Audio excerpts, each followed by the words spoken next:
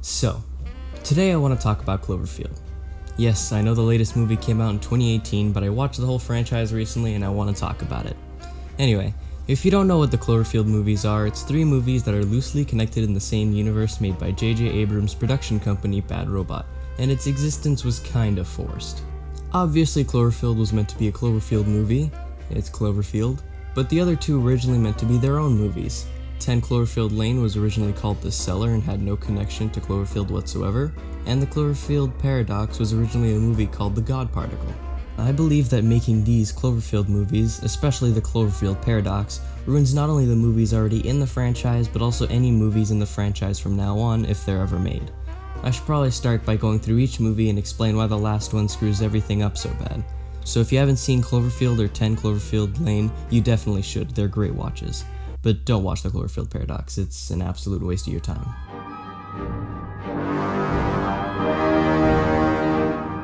Cloverfield, the 2008 film, not the franchise as a whole, is fun. It's pretty much about a Godzilla-like monster tearing through New York out of nowhere, and the movie is filmed entirely in the found footage style, which works very well. It's very unique because the movie isn't about fighting the monster like most Western kaiju movies. It's only about this group of close friends trying to find another friend and just survive. It's never explained to us how the monster works, what it does, why it's there. We don't get a good look at the thing until the end of the movie, and that's absolutely perfect. It's a perfect example of JJ's mystery box. If you don't know, the mystery box is a term J.J. Abrams uses in his TED Talk. He pretty much says that the box itself is more interesting than what it contains since there are so many possibilities for the contents of the box. The monster from Cloverfield is a mystery box. We don't know its details, and that in itself is intriguing. Please keep this mystery in mind, it'll come back later. So now we have an extremely fun movie with a unique style, interesting premise, and mysterious monster. What's next?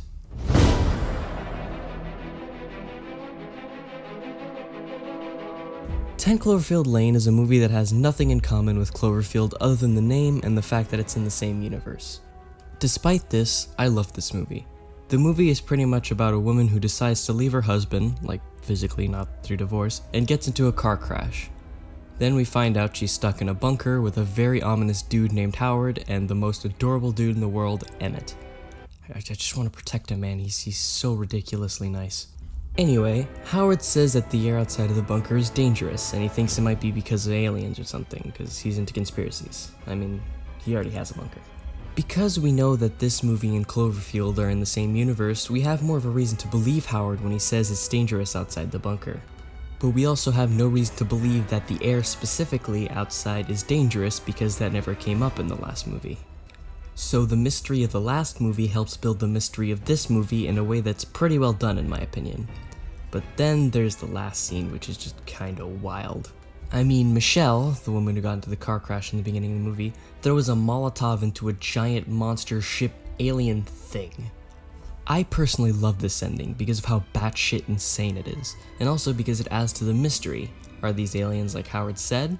That's possible since nothing in Cloverfield can contradict that theory since we already barely know anything about the monster in Cloverfield already. So although the connection to Cloverfield wasn't necessary and was honestly a little forced, I don't mind it as much since it's not only a good movie, but it doesn't step on the toes of the previous film and adds to the mystery. Now we have to get to the last and definitely least one. This movie is bad. Not just bad, but watching it made me legitimately upset. This is the first movie to make me genuinely upset, and it's not just because it's a bad movie. Yes, the characters are boring, the set design is weird, the CGI is very hit or miss. Stuff just happens randomly, and this movie's not funny at all.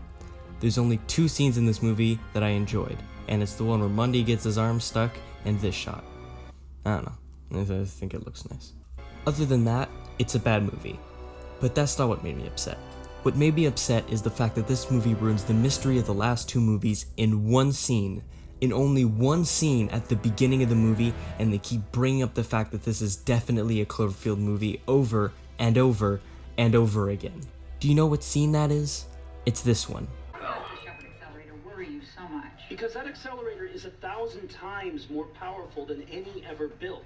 Every time they tested, they risked ripping open the membrane of space-time, smashing together multiple dimensions, shattering reality, and not just on that station, everywhere. This experiment could unleash chaos, the likes of which we have never seen. Monsters, demons, beasts from the sea. To clarify, This not only tells us why things are going to happen in the movie, but it also explains why everything happens in the last two movies as well. We now know that the monsters we see were caused by this event, by people trying to make infinite energy through parallel dimensions or something and unleashing demons and monsters somehow. That pretty much means that no matter what happened or happens in this franchise, we now know what's inside the mystery box, that being reality bending caused by dip trying to solve an issue that is explained to us, not shown. The movie tells us that the Earth is running out of resources. We don't see how that makes anything different at all. Just in case that first scene wasn't enough for you and you still hope there'd be a different reason, we have scenes of these two characters we don't care about at all referencing the past movies. You get it? It's like for the first movie. Oh my god, it's like the second movie now.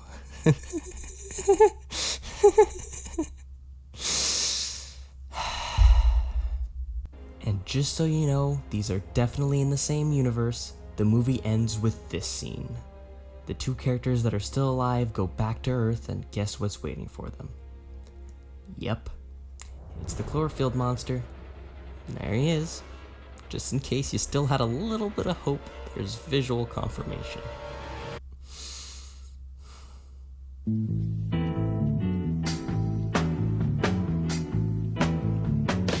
Cloverfield builds up a mystery over two movies and then squanders it in one movie by using a blanket reasoning that covers everything having to do with why the monsters from Cloverfield and 10 Cloverfield Lane are there. They say it twice right to your face in the film, have scenes referencing the past movie so you can see the connection, and to top it all off, that last scene. Of course, knowing the reasons everything happens doesn't ruin the other films. The first movie is still a really fun ride, and the second one's story can very easily be separated from the rest of the franchise. Except for that last scene, but that last scene is awesome, so I forgive it. But this is why I think that if you set up a mystery box like the one in Cloverfield, it should only be left to standalone films or never explain exactly why things happen unless you have a very satisfying and clear plan in your head. Knowing how much movie studios care about big bucks, though, I doubt that's going to happen very often. Mysteries are seen as possible sequels instead of elements of a film that can make it relevant for years to come, and the fact that companies usually care more about lining their own pockets than the artistic integrity of a film is sad to me. Then again, filmmaking is a business that promotes more filmmaking, so some sacrifices have to be made.